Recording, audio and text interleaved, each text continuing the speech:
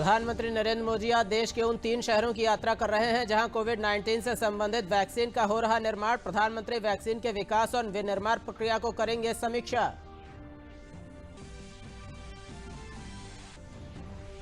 मुख्यमंत्री योगी आदित्यनाथ ने शुक्रवार को वीडियो कॉन्फ्रेंसिंग के जरिए रीजनल एनर्जी इन्वेस्टर्स मीट एवं एक्सपो इन्वेस्ट 2020 को किया संबोधित। कहा, अनुपयोगी पड़ी भूमि पर स्थापित किए जाएंगे सोलर पावर प्लांट। केंद्र शासित जम्मू कश्मीर में आज विकास परिषदों के पहले चरण के मतदान हो रहे हैं। 45 सीटों के लिए कुल 296 उम्मीदवार मैदान में। पहली बार पाकिस्तान से आए शरणार्थियों का वाल्मीकि समुदाय गोरखा को भी वोट देने का मिला अधिकार। और अलीगढ़ में राष्ट्रीय ग्रामीण आजीविका मिशन के तहत स्वयं सहायता समूह के उत्पादों की बिक्री एवं प्रदर्शनी के लिए 25 प्रेरणा ऐप खुलेंगे। नमस्कार, मैं हूं योगेश शर्मा। आप देखिए मेरे साथ इन समाचारों को विस्तार से। प्रधानमंत्री नरेंद्र मोदी वैक्सीन विकास और विनिर्माण प्रक्रिया की व्यक्तिगत समीक्षा करने के लिए 3 शहरों की यात्रा पर हैं। 3 शहरों के दौरे का सबसे पहले प्रधानमंत्री अहमदाबाद में जायडस बायोटेक पार्क में कैडिला फार्मास्यूटिकल्स में कोविड वैक्सीन बनाने वाले संयंत्र और वहां टीका बनाने की प्रक्रिया की समीक्षा करेंगे। अहमदाबाद में जायडस बायोटेक पार्क पहुंचने पर वहां मौजूद बच्चों ने प्रधानमंत्री नरेंद्र मोदी का स्वागत किया। पीएम मोदी ने जायडस बायोटेक पार्क के सम्मेलन कक्ष में कोविड-19 से बचाव के लिए बनाई गई प्लाज्मिक डीएनए वैक्सीन जाइको बीडी के बनने संबंधी प्रक्रिया के बारे में कंपनी के अधिकारियों से प्रधानमंत्री को जानकारी दी। प्रधानमंत्री ने वैक्सीन निर्माण कार्य के लिए किए जा रहे प्रयास के लिए टीम की सराहना की। साथ ही सरकार सक्रिय तौर पर उनकी मदद के लिए काम कर रही है। प्रधानमंत्री नरेंद्र मोदी ने अहमदाबाद के जायडस बायोटेक पार्क में पीपीई किट पहनकर वैक्सीन निर्माण की प्रक्रिया का जायजा भी लिया। प्रधानमंत्री ने प्रयोगशालाओं का निरीक्षण भी किया और अहमदाबाद में जायडस बायोटेक पार्क के दौरे के बाद प्रधानमंत्री मोदी ने पार्क के बाहर जुटे लोगों का अभिवादन किया।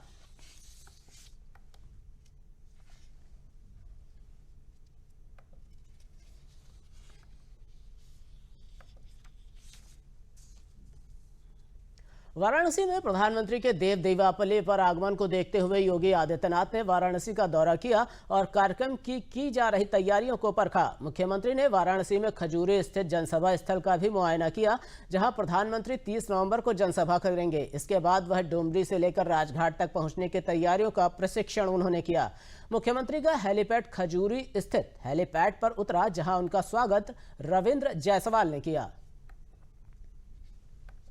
इसके पूर्व गोरखपुर में मुख्यमंत्री ने वीडियो कॉन्फ्रेंसिंग के जरिए renewable energy investors meet and expo invest 2020 third I invest को संबोधित किया। इस अवसर पर मुख्यमंत्री योगी आदित्यनाथ ने कहा कि ऊर्जा की खपत विकास के क्षेत्र में अग्रणी भूमिका निभाता है। कृषकों की आमदनी को दोगुना करने के लिए सरकार अनुपयोगी भूमि पर 500 किलोवाट से लेकर 2 मेगावाट सोलर पावर प्लांट हेतु ऊर्जा मंत्रालय सरकार द्वारा किया जा रहा है।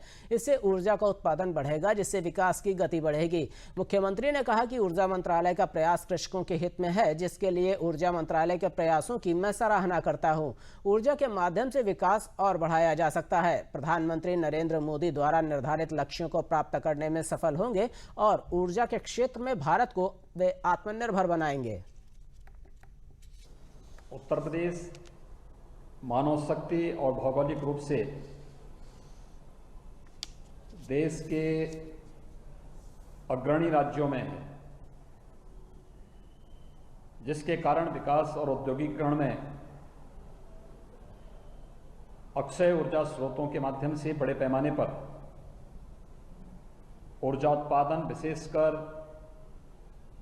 सोलर एनर्जी और बायोफ्यूल एनर्जी की जो असीमित संभावनाएं प्रदेश के अंदर हैं, उन सभी संभावनाओं के प्रति अपनी पूरी प्रतिबद्धता को व्यक्त करता है। इसी भाव को लेकर के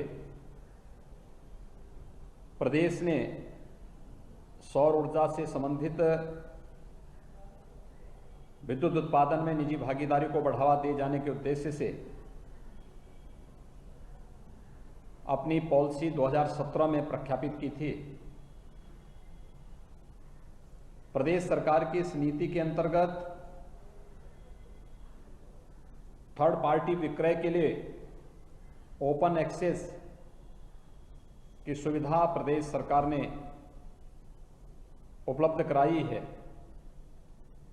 कैप्टिव उपयोगार्थ सोलर पावर परियोजनाओं की स्थापना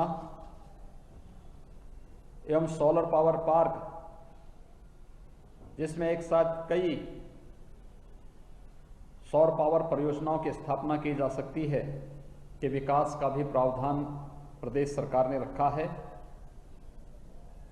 नीति के अंतर्गत सन 2022 तक 10,700 मेगावाट क्षमता की सौर विद्युत परियोजनाओं के अधिष्ठान का लक्ष्य निर्धारित किया गया है, जिसमें 6,400 मेगावाट यूटिलिटी स्केल सौर विद्युत परियोजनाओं का, 4,300 megawatt rooftop solar power plant की स्थापना के लक्ष्य को प्रदेश सरकार ने निर्धारित किया है। केंद्र शासित प्रदेश जम्मू कश्मीर में जिला विकास परिषदों के सबसे पहले और पंचायतों के उपचुनाव के पहले दौर का मतदान आज जारी है। 8 चरणों में कराए जा रहे इन चुनावों के सफल संचालन के पर्याप्त प्रबंध किए गए हैं। पहले चरण में हो रहे चुनाव में जिला विकास परिषद चुनावों की 43 सीटों के लिए कुल 296 उम्मीदवार चुनाव मैदान में हैं। ताज़ा जानकारी के अनुसार सुबह 11 बजे तक 24.26% मतदान हुआ।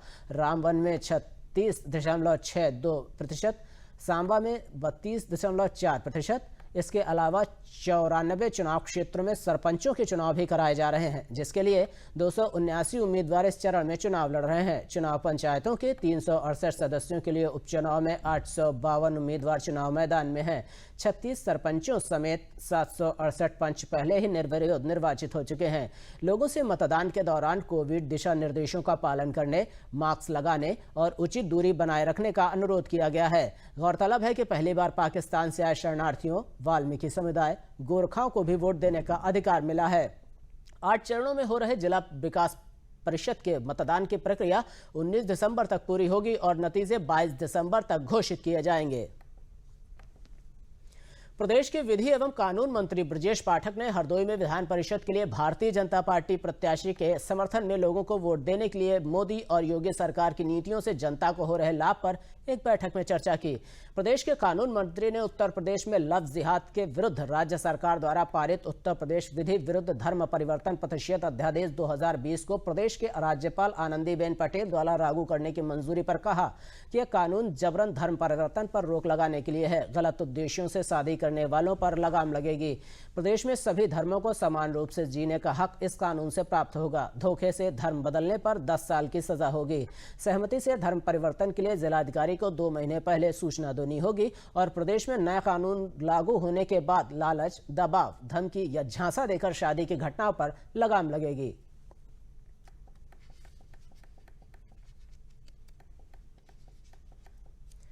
भू स्वामित्व योजना के अंतर्गत आजमगढ़ अब तक 216 ग्रामों की मैपिंग ड्रोन द्वारा सरकार द्वारा संपन्न करा ली गई है। ग्रामों की मैपिंग कराने के बाद प्रत्येक ग्राम का मैप बनाया जाएगा और प्रत्येक ग्राम में प्रत्येक प्लाट का नंबर आवंटित किया जाएगा, जिससे आबादी वाले क्षेत्रों के आपसी विवाद समाप्त हो जाएंगे। इस योजना के अंतर्गत आजमगढ़ जनपद के मोहनगर तहसील के फुलैच व भुलापुर ग्राम में ड्रोन के द्वारा आबादी वाले क्षेत्र का सीमांकन किया जा रहा है। इस मौके पर पहुंचे जिलाधिकारी राजेश कुमार ने संबंधित अधिकारियों को इस कार्य में और तेजी लाने के निर्देश दिए।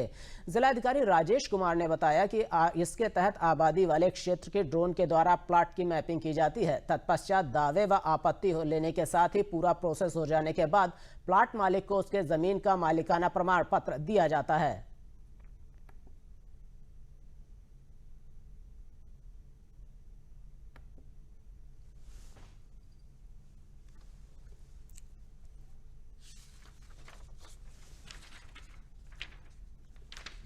आबादी क्षेत्र में प्लॉट जो है वो बिल्कुल ऊपर से ड्रोन के माध्यम से उसकी मैपिंग करी जाती है, जिससे कि सबका, और उसके बाद मैपिंग करने के बाद जब पूरा प्रोसेस पूरा हो जाता है, दावे आपत्ति लेने के बाद हर एक को उनका मैप दिया जाता है कि आपका ये प्लॉट, एक तरह से आबादी के जो विवाद हैं वो इससे काफ़ी हद तक ख़त्म हो पाएंगे, क्योंकि इसमें प्रॉपरली सेटेलाइट ऊपर से कोऑर्डिनेट के माध्यम से, लेट लॉग के माध्यम से हम उसको प्लॉट को फोटो ऊपर से लेंगे ड्रोन के माध्यम से, और उसको पूरा एक गांव का मैप बना के एक कंसोलिडेटेड मैप बन जाएगा। हर एक घर का एक प्लॉट नंबर दे दिया जाएगा। तो ये बहुत ही अच्छी स्कीम है, जिसके तहत जनपद आजमगढ़ में भी काम हो रहा है। करीब 216 गांव का ऑलरेडी हम कर चुके हैं। समाचारों में आगे बढ़ने से पहले देखते हैं एक छोटा सा विराम। माँ से अच्छा कौन जाने माँ के मन के टुकड़े को, कब चाहे प्यार कब चाहे दुलार। माँ से अच्छा और कोई नहीं जानता कि बच्चे के पैदा होने के 1 घंटे के अंदर माँ का पहला गाढ़ा पीला दूध ही पिलाना चाहिए। यही कुदरती शक्ति है जो बच्चे को हर बीमारी से लड़ने की शक्ति देती है। माँ सब जानती है ना। एक सर्किट हाउस,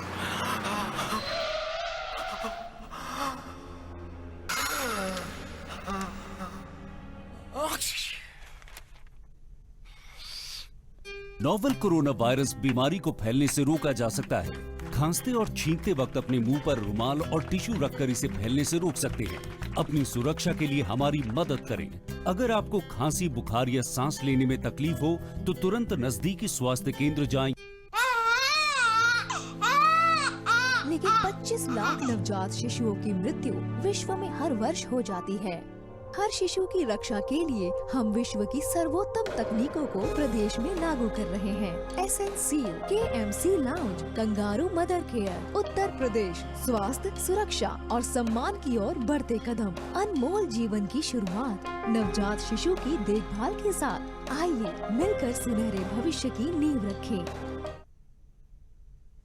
और अब एक जरूरी संदेश, फिट इंडिया PM संदेश। फिट रहना उतना मुश्किल काम नहीं है जितना कुछ लोगों को लगता है। फिटनेस की डोज आधा घंटा रोज। इस मंत्र में सभी का स्वास्थ्य, सभी का सुख छिपा हुआ है।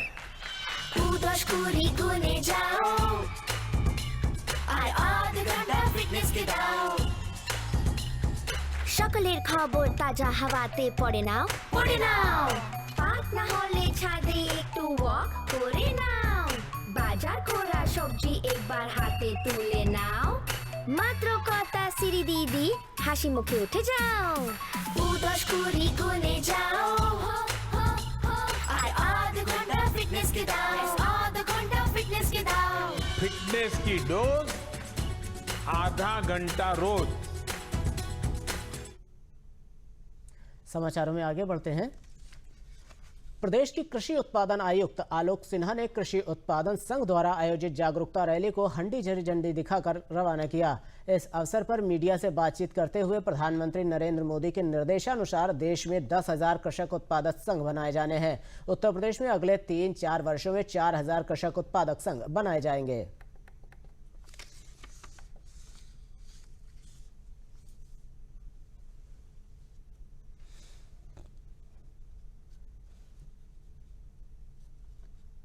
फार्मर प्रोड्यूसर ऑर्गेनाइजेशन को देश भर में एनकरेज किया जाए। इसके तहत देश भर में 10,000 फार्मर प्रोड्यूसर ऑर्गेनाइजेशन बननी है और हम लोग प्रदेश में चाहते हैं कि हमारे अगले 3 साल के अंदर करीब 4,000 फार्मर प्रोड्यूसर ऑर्गेनाइजेशन है। माननीय मुख्यमंत्री जी का ये बहुत प्रायोरिटी का प्रोग्राम है, तो इसमें किसानों को जागरूक करने की आवश्यकता है। और कुछ हमारे ऑलरेडी जो FPOs बने हुए हैं, जैसे हमारा ये भू क्रांति प्रोड्यूसर ऑर्गेनाइजेशन है, ये ऑलरेडी बनी हुई है। तो ये जब जाके अपनी सक्सेस स्टोरीज किसानों को बताएंगे तो किसान भी इसके लिए प्रेरित होंगे कि अपने अपने जगह पे, अपने शहरों में और गांव में वो लोग भी अपने डिस्ट्रिक्ट में और उसमें अपना वो भी FPOs बनाएंगे।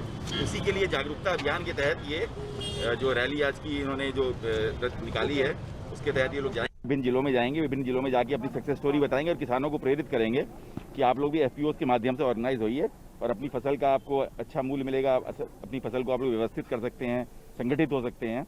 तो उसके लिए बहुत ही अच्छा कदम है और मेरे ख्याल से जागरूकता अभियान से हमारे जो FPO मूवमेंट है उसको बहुत मदद मिलने वाली। जनपद अलीगढ़ में राष्ट्रीय ग्रामीण आजीविका मिशन के स्वयं सहायता समूह की महिलाओं के लिए रोजगार देने के उद्देश्य से जिले में प्रेरणा स्टोर के नाम से नगर निकाय व ब्लॉक में खुलेंगे 25 प्रेरणा आउटलेट्स। इन स्टोर्स पर स्वयं सहायता समूह की महिलाओं द्वारा बनाए गए उत्पादों की बिक्री होगी। इसमें समूह की महिलाएं बहुत खुश हैं। समूह की महिलाओं ने कहा कि जिले में इन स्टोर्स हमारे द्वारा बनाए गए उत्पादों की बिक्री की जाएगी, जिससे समूह की महिलाओं की आमदनी में बढ़ोतरी होगी।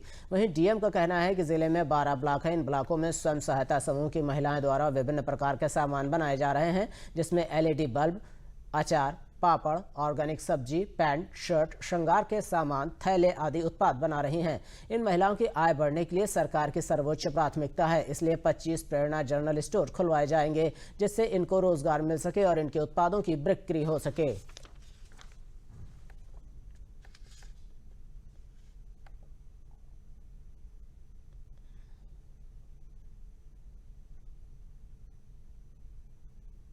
मेरा नाम पूनम तोमर है। जिला अलीगढ़ के ब्लॉक लोधा के बिनूपुर गांव से हूँ। हम महिलाएं राष्ट्रीय ग्रामीण आजीविका मिशन से जुड़ के हम महिलाएं इतनी खुश हैं, जिसमें हमारी महिलाओं ने RCAT से ट्रेनिंग ली है जूट के बैग बनाने की। ये हमारा प्रोडक्ट है। इसके लिए हम डीएम साहब को धन्यवाद देना चाहेंगे कि उन्होंने अलीगढ़ जिला अलीगढ़ के शहर में बीच में हमारी महिलाओं को जो उत्पाद हैं और जो उत्पाद हैं जो बिकेंगे उनके लिए सरकारी दुकान दिलाई है। उनको मैं कोटि कोटि धन्यवाद करती हूँ। मुख्यमंत्री योगी आदित्यनाथ को भी धन्यवाद करती हूँ। मेरा नाम सोनम देवी है। मैं नगला सिंहपुर की रहने वाली हूँ। मेरे समूह जय माता दी है और मैं इसमें समूह से पैसा लेके झाड़ू का काम करती हूँ। पासी बरेती और पासी गाँव में भेजती हूँ। मेरी विकास समूह में स्टॉल लगी थी, उसमें और डीएम साहब की ने हमको दुकान देने की दी है। उसमें हमारा एक जगह रोजगार अच्छी तरह से चल सके। मेरा नाम सोनी शर्मा है। मेरे गांव का नाम बादवामनी है, पोस्ट बीजना, ब्लॉक लोधा, जिला अलीगढ़ है। हम जिस मिशन से जुड़े हैं उस मिशन का नाम उत्तर प्रदेश राज्य ग्रामीण आजीविका मिशन है। हम जिसमें जुड़े थे तो हमारे पास कुछ भी नहीं आता था। उसके बाद में हम समूह में जुड़े। समूह के बाद में हमने LED बल्ब बनाने की ट्रेनिंग ली। ट्रेनिंग के बाद में हमने काम चालू किया। सभी महिला एक साथ मिलकर के काम करती हैं। उसके बाद में उन्होंने अपना सेल करने का स्टार्ट किया, तो इतनी गांव में रहकर के सेल नहीं हो पाती है। इसके बाद हमने विकास भवन में मेला लगा था, उसमें भी अपनी दुकान लगाई थी। उसके बाद वहाँ पे डीएम सर आए थे, उन्होंने हमारा प्रोजेक्ट देखा। प्रोजेक्ट देखने के बाद उन्होंने खुद खरीदा। अब उन्होंने ये फैसला लिया है कि महिलाओं को कुछ न कुछ रोजगार दिया जाए। उसके बाद में उन्होंने हमारे लिए पूरे अलीगढ़ जिले में 25 दुकानें अलाउ की हैं महिलाओं के लिए, कि वो हमारे समूह को उन्होंने एक दुकान दी है कि वो अपना सामान वहाँ पे सेल कर सकें। सर्वोच्च प्राथमिकता है कि जो स्वयं सहायता समूह की महिलाएं हैं, जैसे हमारे ज़िले में 12 ब्लॉक हैं, 12 ब्लॉक सारे एक्सटेंसिव ब्लॉक में आते हैं और हमारे यहाँ के समूह बहुत अच्छे तरीके से काम कर रहे हैं। तो इनको रोजगार देना, इनकी आय बढ़ाना ये शासन की सर्वोच्च प्राथमिकता है। और उसी क्रम में जिला प्रशासन के स्तर से स्वयं सहायता समूह की महिला, चाहे ग्रामीण क्षेत्र की चाहे शहरी क्षेत्र की, उनको उनकी आय बढ़ाने के लिए प्रयास कर रहे हैं हम लोग। अभी हमने प्रेरणा कैंटीन के नाम से लगभग 142 कैंटीन का आवंटन इन महिला समूहों को किया है, जिसमें सफलतापूर्वक संचालन कर रही है। मेरठ की सरधना तहसील के मलहमहलका गांव की महिलाएं राष्ट्रीय ग्रामीण आजीविका मिशन के अंतर्गत स्वयं सहायता समूह के माध्यम से सरकारी स्कूलों की ड्रेस सिलवाने का काम कर आत्मनिर्भर बन रही हैं। अब उन्हें घर बैठे रोजगार मिल रहा है। अच्छी आमदनी होने से उन्हें किसी के आगे हाथ नहीं फैलाना पड़ता और वे अपने घर का खर्च और बच्चों की पढ़ाई लिखाई खुद के पैसों से करा पा रही हैं। समूह बनने से पहले इन महिलाओं के हाथों में हुनर तो था, पर उसे एक मंजिल नहीं मिली। राष्ट्रीय ग्रामीण आजीविका मिशन के अंतर्गत समूह बनने से सारी महिलाएं इकट्ठा होकर स्कूल यूनिफॉर्म बनाने का काम करने लगी, जिससे उन्हें खुद का रोजगार मिला। जिला विकास अधिकारी दिग्विजय नाथ तिवारी ने कहा कि जिले में 3000 से अधिक समूह काम कर रहे हैं। 60 समूह ऐसे चिन्हित किए गए जिन्हें सिलाई का अच्छा काम आता है, जिन्हें सिलाई की ट्रेनिंग दी गई, जिससे वह सिलाई का कार्य अच्छे से कर सकते हैं। उन्हें बेसिक शिक्षा विभाग द्वारा बच्चों की स्कूल ड्रेस बनाने का काम दिलाया गया, जिससे महिलाएं आत्मनिर्भर बन सके।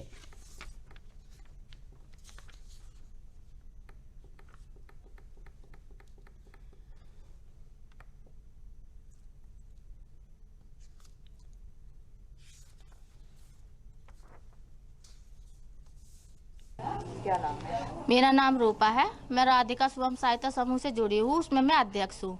और मेरे ग्राम संगठन का नाम एकता महिला ग्राम संगठन है, जिसमें समूह सखी के पद पे काम कर रही हूँ। और मैं सरकारी स्कूल की यूनिफॉर्म सिल रही हूँ, जिससे मुझे बहुत लाभ हुआ है। और मैं इसमें समूह सखी के पद पे भी काम कर रही हूँ और इसमें हमें पैसा मिलता है हमारे खाते में, समूह के खाते में आता है, जिससे हम अपना घर का खर्चा चलाते हैं। अपने बच्चों के लिए फीस में भी हमें सहायता मिलती है। इस काम के लिए हम सरकार को बहुत बहुत धन्यवाद देना चाहते हैं। मेरा नाम आरफा है, मैं महलके की रहने वाली हूँ। मेरा समूह का नाम भारत महिला स्वयं सहायता समूह है और हम सिलाई का काम करते हैं और हमने अब समूह बनाया, उसमें यूनिफॉर्म सिलाई का काम आ रहा है, जो बच्चों की यूनिफॉर्म सीते हैं और हमें इससे लाभ मिल रहा है और हमें फ़ायदा हो रहा है। अब दूसरों का काम करते थे, अब हमारा खुद का काम है ये, तो हमें इसमें बहुत लाभ हो रहा है। मेरा नाम रिहाना है, मैं महलके की रहने वाली हूँ और मैं सहायता समूह महिला सहायता समूह में काम करती हूँ। मेरे समूह का नाम भारत समूह है और इसमें हमें योजना मिली है यूनिफॉर्म की। हम बच्चों की यूनिफॉर्म बनाते हैं। मेरा नाम राखी है, मैं लक्ष्मी स्वयं सहायता समूह से जुड़ी हूँ और जिसमें मैं अध्यक्ष हूँ।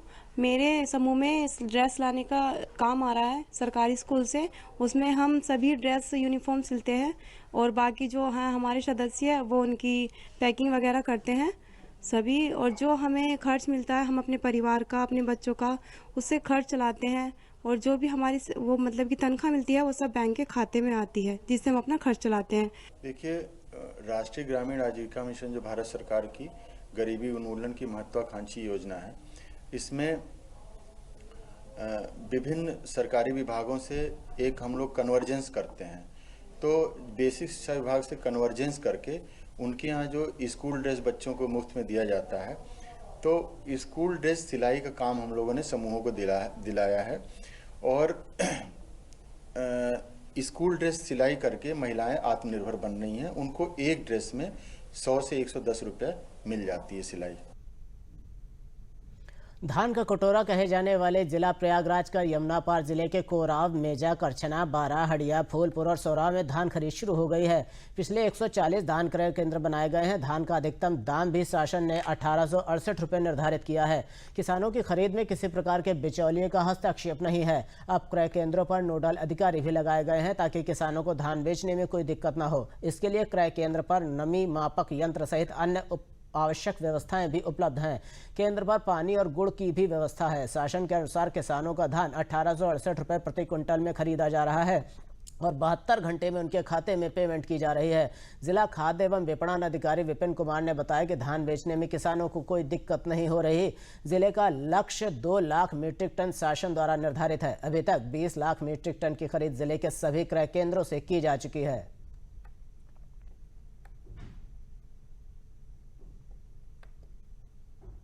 फर्स्ट क्लास की व्यवस्था है, जैसा सेंटर चल रहा है इसी ढंग से अगर 2, 4, 10 सेंटर और लग जाए हमारे तहसील में तो बहुत बढ़िया काम हो जाएगा। किसान बाहर नहीं बेच पाएंगे, सब यहाँ बेचेंगे। यहाँ बढ़िया सुविधा है, किसी प्रकार की यहाँ दिक्कत नहीं है। यहाँ सर कोई समस्या अभी तक किसी किसान को तो नहीं आई, ना हमको आई, ना और लोग सभा यहाँ दे रहे हैं। किसी को समस्या कोई प्रकार की नहीं आई अभी तक, हमने नहीं सुना। लगभग मेरा 20 कुंटल के बैब का धान है और यहाँ पे अभी मेरी तौल हो रही है। किसी प्रकार कोई असुविधा भी नहीं है और जो अधिकारी कर्मचारी हैं बहुत अच्छे से पेश आ रहे हैं और भीड़ न होने के कारण अच्छे से यहाँ पे धान की तौल हो रही है और लोग बता भी रहे हैं कि 72 घंटे के अंदर हमारा भुगतान भी हो जाएगा। पहली सुविधा ये की है कि उनके लिए यहाँ पे बैठने की व्यवस्था, गुड़ और पानी की व्यवस्था कर रहे हैं।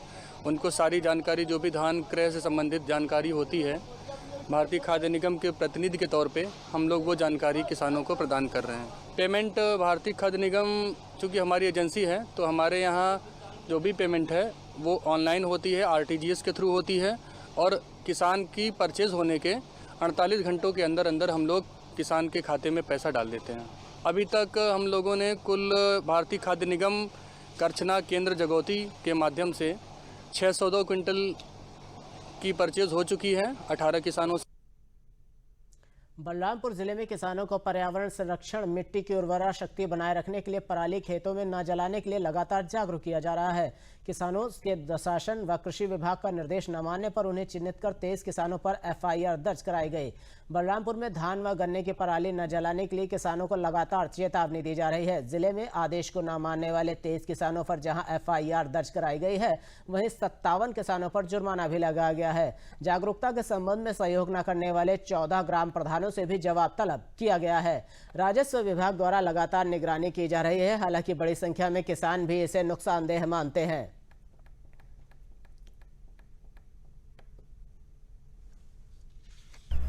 पाता पैरा फूंके से खेत के नुकसान है। जितना खेत में कीटाणु होते हैं मर जाते हैं, उपजाऊ जमीन फसल के पैदावार भी घट जाता है, उसे पर्यावरण के भी नुकसान है।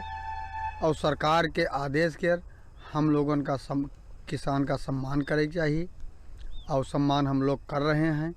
ज़्यादा से ज़्यादा कोशिश ये कर रहे हैं कि उसको किसी गड्ढे में जो है डाल करके उसको सड़ा करके और देसी खाद बनाया जाए।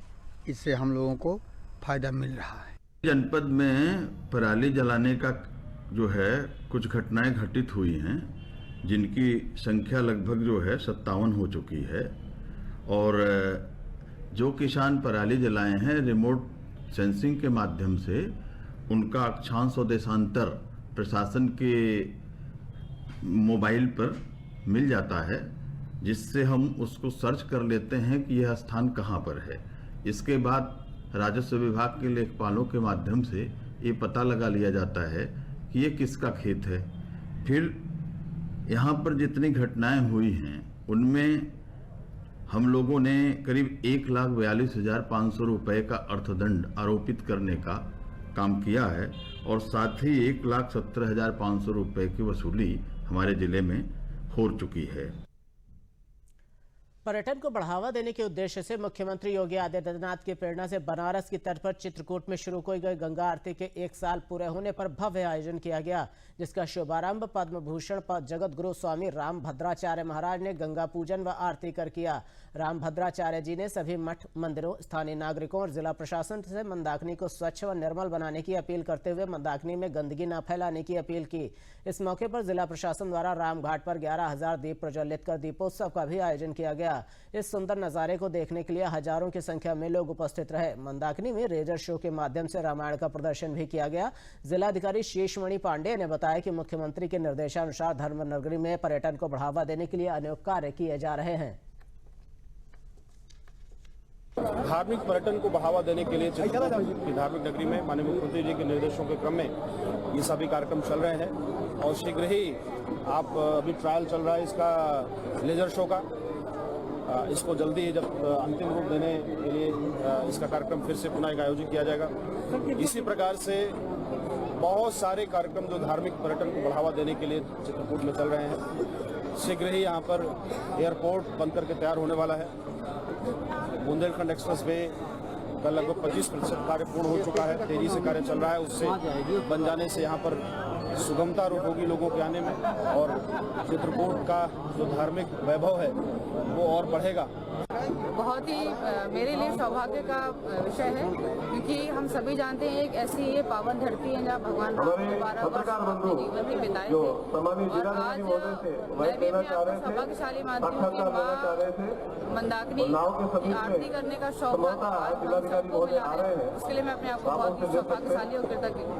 ऐसे ही गत वर्ष की भांति भी इस वर्ष भी हम लोगों ने माँ मंदाकिनी के तट पर जो आरती होती है उसका वार्षिक उत्सव मनाया और देव दीपावली को दीपदान भी किया। ये भव्य दिव्य महाआरती का स्वरूप चित्रकूट धाम के पावन पूज्य संत चरणों की उपस्थिति भी रही और सारे भक्तों की उपस्थिति रही, वो यह कार्यक्रम मनाया। अंत में प्रमुख समाचार एक बार फिर।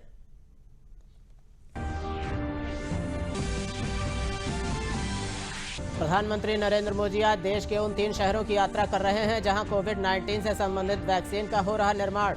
प्रधानमंत्री वैक्सीन के विकास और विनिर्माण प्रक्रिया की करेंगे समीक्षा।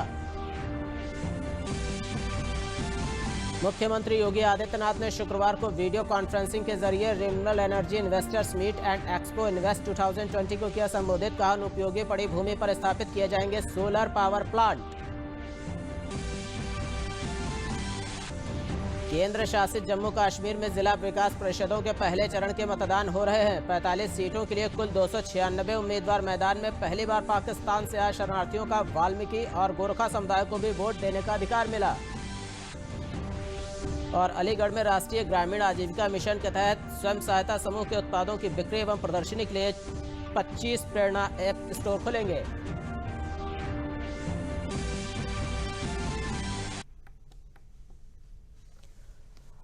और अब मार्क्स ऑफ इंडिया का एक जरूरी संदेश।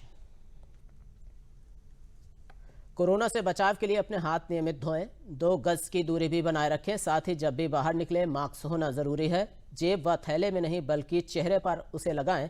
और जब तक दवाई नहीं है तब तक इसकी ढिलाई नहीं है। इसी के साथ समाचारों का बुलेटिन यहीं समाप्त होता है। मैं आपसे चाहूंगा फिलहाल इजाजत। नमस्कार।